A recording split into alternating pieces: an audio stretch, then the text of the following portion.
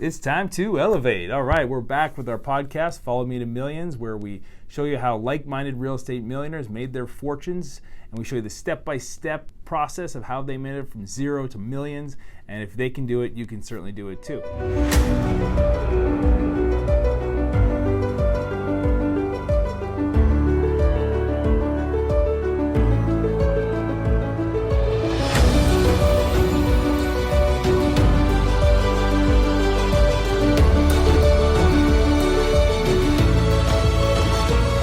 So this week's episode, I want to talk to you about my early stages of my career when I first started in real estate. I didn't know nothing about real estate sales. I didn't have, none of my family was in real estate at the time, and I didn't have anybody to lean on, no friends, nothing. So I was going into it blind. And the first week of real estate sales was 15 years ago. It wasn't easy. We didn't have the technology we do today. We didn't have the marketing ability to say, we want to narrow down who we want to speak with and to a very pinpointed, I want to speak with sellers or buyers or commercial or whatever it was. And we didn't have that back then. So it was really, it was sales at its best and its finest, what sales is meant to be. Sales back then 101 was like, here, sit down, here's a phone book, if you even know what that is. If you're watching or if you're a young millennial, you probably know they stopped making them about 10 years ago. So a phone book is literally like a printed book of people in the city that you live in, alphabeticalized with their phone numbers in it. And my first week in the business, it was Monday morning, I show up all eager, ready to go. Just chose the company I wanted to work with, and the manager sits me down, opens up this giant phone book, which is like 10 pounds, right? It's huge. So we open this thing up, and sure enough, I was like, what do you want me to do? And he goes, well, start at A and work your way down the list until you get to Z, and then you go back again and start at A once that's all finished. Now, there's millions of numbers in these things, right? So it's like, okay, so it takes no time it takes no talent just to open up the book and start dialing numbers. I literally had to dial, like with my hand and say, like 416 and dial each number. And, the first day was rough. I didn't know what to say. The manager wasn't very helpful. And not because, at the end of the day, they don't know what to do either. If their advice to me was to open up a phone book and blindly call people, that's not good sales training advice. But that's what the advice was, and I took the advice because I didn't know any better. And day one was rough. 8 hours of calling people, literally 9 to 5 I worked. I was exhausted. There was probably 1,000 no's that day because I didn't know what I was talking about. So the next day I go back into the office, and I sit down, and I was trying to get some advice to the manager, but at the end of the day, I don't know that he doesn't know what he's doing, right? So I'm like, I'm trying to get advice from this person, hoping he would spark something so that I can, get some training and then get some sales and get some commission, and that's the whole point of being in sales. And so sure enough, day 2 comes around, and, we're starting at like halfway down the A's list, so we didn't even got to B yet. And we're going through this list, and halfway through the day, I'm still getting no after no after no. And I go to the manager. I was like, what? Maybe I'm saying something wrong. Is there something you could suggest that I could say to these people, where there might be a spark of yes or a maybe, or these no's are very difficult to deal with. And he said to me, he goes, just keep dialing. Someone will eventually say yes, and when they say yes, pass the phone to me, and I will deal with them. Not knowing back then what I know now, obviously he was just wanting me to do the hard work and he does all the glory on the sale. But I said, okay. So I got down through the end of the day 2, and I got someone to say a maybe. And the managers basically said, just ask somebody if they want to sell their house. That was his training to me. Call as many people as you can, ask them if they want to sell a house, and if they say yes, pass the phone to the manager. So I finally got someone to say, I might be interested in selling. So I passed the phone to the manager. He gets on the phone, not knowing what he's doing, and I don't know that he doesn't know because I'm so green in the business. And I'm just like, he gets on the phone, I'm listening to him, and he's like, do you want to sell your house? When do you want to sell it? Can we want to sell it? Can we come over today? He was very aggressive and just like very not how I sell, not how I speak to people. So it was very odd for me and off-putting, but I was like, well, maybe this is sales. I don't know. I know nothing about sales, right? I did it the hard way. I did it but through trial and error, and I didn't do any sales course in school. I didn't do any kind of training. None of my jobs before this were sales. It was athletics. It was construction. I had nothing to do with it. So, and long story short, he didn't get the appointment, of course, because he didn't know what he's talking about. The Wednesday goes by, and Thursday and Friday, and like it's 5 full days of 8 hours of calling people manually. Okay, so I'm literally like dialing and pushing numbers, and it's very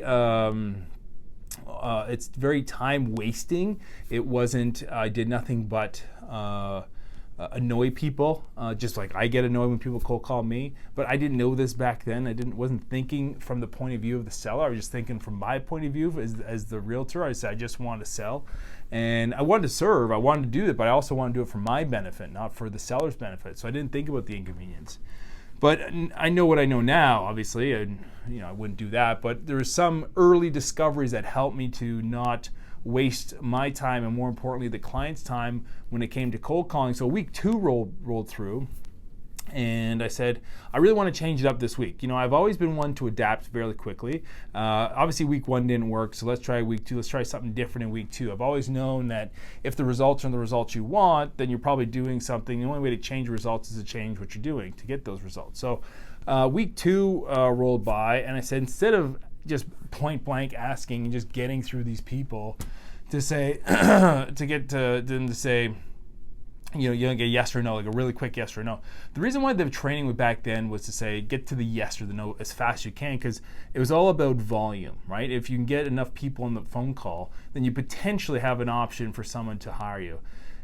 Again, I didn't know anything back then, so I didn't realize that people want to hire someone they like, they have reciprocity with, they have someone who they view as someone who's going to give them information, proper information, someone who's competent. You don't get that by yelling at someone on the phone and saying, do you want to sell, you want to sell, you want to sell. So at the end of the day, it got down to week 2 was sort of came and went, but I had more clarity of what I was doing wrong, and essentially I started asking the people I was calling. I was really doing more research than selling, which is probably not what the manager wanted, but I was doing it for my own good. I wanted to learn and do it properly. And I'd get on the phone with these people and I just want conversations with them to say, why doesn't cold calling work? Like, why would you not want a realtor to call you and sell your house over the phone? Like, keep in mind, this is pre-internet. Not pre-internet, but sort of like websites, pre-technology, pre-Facebook. None of that existed. YouTube, I think, was just early on. Like nobody was going online to look for a home, so it was a lot of word of mouth and referral business. People were hiring people. It was prominent. Whoever had the biggest billboard and the biggest sign, whoever could pay the most money for the advertising, would usually get the client. Had nothing to do with competence. Had nothing to do with, oh, this guy knows what he's talking about. This guy really wants something that I want. So it had nothing to do with that back then. So when it got down to it, week 2, it was really about my own personal education. And what I found out and discovered was I'd call these people and say, why don't you want to speak to somebody on the phone? Like, why don't you want someone to come to your house and give you a value assessment on your property? And some of the answers I got were, I made some notes here of this stuff just so I remembered. But so I was thinking about it. I wanted to have this memory fairly fresh. Again, it's been 15 years really since I did it this way. But yeah, there was things like you're the 4th person to call me today, because I was so green I didn't realize. I was like, I must be the only one cold calling. I must be the only one this aggressive in sales who really wants to make it work. But it was like 4th person to call today. You guys called me last week. I said no, and you didn't listen. Now you're calling me again. So they were annoyed by the call. They would say things like, this is my house, or they'd say, what's the value of my house? Can you tell me on the phone? No, I can't. Well, what's the point, right? And I'd say, okay, I'm just trying to get to an appointment. I don't want you coming to my house. I don't know who you are. So there's a lot of that. So I was trying to figure out a way around it. And so I discovered by accident throughout the week that by the end of the week, I'd some time during the week I'd have these breaks, and I'd go on the MLS system and I was trying to find real estate and learn a lot of things. And at night I'd be looking on the system and trying to find out information about investing in real estate, because back when I was 18, if you don't know the backstory, I knew I wanted to invest in real estate. I just didn't know how to do it. I didn't have the money. Not that you need money to invest in real estate, but I thought you did at the time. So sure enough, so in the evenings I'd be looking for opportunities. So sure enough, I found a really good opportunity. And the Friday of the second week, I'd started calling people. Instead of saying, do you want, I want to sell your house. Are you interested? Can I come for an appointment? I said, look, I found this opportunity. You don't know me, but I'm in an office around the corner from your house, and I found this opportunity that's potentially good, both a rental property and you can just fix it up and sell it for a profit. Would you be interested in learning more about the property? And it wasn't the third or fourth phone call. Someone said, yeah, I want it absolutely. And then part of that conversation was, would you be interested in selling your house? No, I'm not interested in selling my house. And then the fifth call, and then I booked that appointment to see the property, and then I booked, like the fifth and sixth and like 10th call of the day and the 50th call of the day. I got a lot more yeses that day. What I didn't know back then was the proportion of people in most cities, if you look at the homes versus the amount of sales. In the last 15 years, I think the lowest sales volume in Toronto was something like 70,000 sales in a calendar year. Last year we did 92,000-ish, something like that. So out of 3 million homes, 92,000, 70,000 homes on average, let's say it's 100,000 homes each year, out of 3 million homes in the city of Toronto actually sell every single year. So the percentage of someone who is interested in selling is a fraction of 1%. And when I didn't know back then was 99.99% of the time I call someone on the phone to sell their home, it's going to be a no. And what the managers didn't realize, they didn't know that either because they didn't know what they were talking about. They're just awful managers. But and their role was just to call and call and call because they wanted to be busy for the sake of being busy. They didn't want to be busy to actually do business. And the challenge with that was I said, well, if that's not working, let's do it my way. And then so week 3 came by, and of course the managers, it's Monday morning, we have this sales meeting, and they're like, okay, we got to do lots of calls today. And I said, why don't we look at the buying side? No, you have to list to last. And there's these mantras that really don't make any sense to me now, but they did back then. And like, we're not buying agents, we're selling agents. And I said, okay, so they didn't listen to me. And then I kept booking appointments all week for buyers and buyer appointments and investment opportunities. And I started to see some nice traction, and that traction led to sales. And these managers were like, well, what's Steve doing, right? So sure enough, long story short, they'd come back and say, well, what are you doing? I said, well, cold calling doesn't work. And I said, this is what I'm doing. And they started doing it themselves, and they started training other people, and they started to see some nice success. And then as the months sort of rolled through into the new year and spring sprung, and I'd go back to the managers and said, okay, I'm seeing some success with this, and you guys are seeing what I'm doing and how to get it and find the opportunity. I said, what else do you have for me? What other training do you have for me? And they said, if cold calling doesn't work for you the way you want us to do it, why don't you go door knocking? It's like, okay, I'll try door knocking. I'll try anything. I don't know. I'm so green, but I'm so eager. I'm 26 years old. I'm eager. I just lost my professional football career. I was so eager to make this work and so hungry for the success. And sure enough, I didn't know anything, so I tried door knocking. So I started door knocking. And door knocking was basically cold calling, but rejection in your face with doors literally being slammed in your face. And I was like, this is awful. It's even worse than cold calling. But I went back to the training that I learned myself of, offering somebody an opportunity to invest in. So sure enough, the door knocking, again, we sort of only did door knocking because it was nice weather out and you wanted to go outside and you didn't want to be stuck in an office all day, but it was okay throughout the winters kind of thing. Anyway, so we get to these door knockers, and you're the first person. There's a lot of no's and rejections because I didn't know what I was doing, and they're being inconvenienced, and I didn't realize the inconvenience back then. But again, I was blind to their feeling. I was blind to being the selling side because I wanted this eagerness of going out and making a sale because I wanted the business to work so bad. But it got to a point where I adjusted my sales pitch and tweaks, and I approached people, whether it's in person or on phone, and I would bring to them an actual physical opportunity.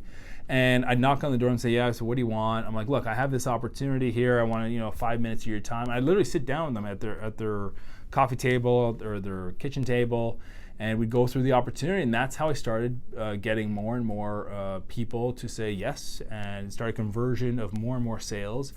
And when I realized, it dawned on me early in my career, I was lucky enough that I did do it early enough, because sadly, I still talk to people who've been doing this for years. They're cold calling the old ways, they're door knocking the old ways. They think, listings are the way to go. And they are. Look, listings are fantastic, don't get me wrong. But at the end of the day, people who generally hire listing agents it's from a referral, or they know someone, who's an expert in the neighborhood. It generally doesn't come by way of cold calling. And I'm sure people are listening like, no, I'm a cold caller and it works and I got 3 listings last year. And like 3 listings isn't a lot. If that's what you're getting from cold calling, it's not worth your time. If you're doing that from door knocking, it's not worth your time. You're inconveniencing the sellers. You're inconveniencing the neighborhood. Your name's going to be tarnished more than it's going to be honored. And when it comes to real estate sales, you give real estate people a bad name by doing that, and it's not helpful. But if you do it the way I do it, where you approach people, I cold call people. There's technology, amazing technology now that there's sort of pre-dials. There's dialers, which you didn't have back then, that roto-dial people and lists that you have. There's people that you can phone who do it for you. There's technology now where we actually send out the opportunity that we have to find, of course, but it sends it out, and the whole system is done seamlessly. Now, text messages people, and most of our outward or outbound calling is done with our computer system. So it's an amazing way. So now the phone calls that are inbound coming back to me are people who have vetted the opportunity. They want to invest. It's a yes, it's a green light. It's just a matter of sifting through who I want to work with. And it's a much better way to cold call and door knocking. And that is my cold calling story. So I hope you enjoyed it. That's our episode this week of followmetomillions.com. And if you want to go follow us, just go to the website. You could follow our podcast and like us on Facebook at Young Realty Inc. and follow us on Instagram and YouTube, and we're all over the place. So it was great talking with you, and I hope you enjoyed it.